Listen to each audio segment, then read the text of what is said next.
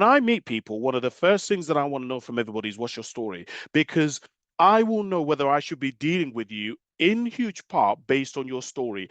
If I look at your story and I look at where you've been and I see no progress and I just see a straight line and I just see that for the last 5 years you've been complaining about the same thing, the same things. It's interesting actually because as I've been applying for jobs, and as I've been progressing in my life, I've had to be very, very conscious about my CV in that my CV should be going up. My skills should be going up. Because if you look at somebody's CV who's been in mental health over the last 10 to 15 years, and they haven't progressed, and they haven't done CPD, continual professional development, and they haven't taken on extra courses and added to their belt, it tells you something about the person's mindset. It tells you something about the person's attitude.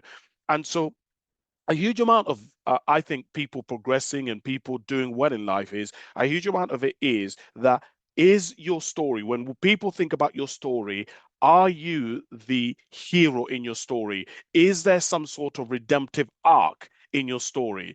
I don't believe anybody who's told me that they've had it easy, that they've not had steps, and I don't really associate and don't tend to stay away a lot of the time from people where when they tell me their story, they haven't got an arc. In fact, when people say to me, I don't have a story, that in itself tells me something about them. Because if you have a story, that tells me you've thought about your life, you've been introspective, you've actually analyzed and thought, that hasn't worked.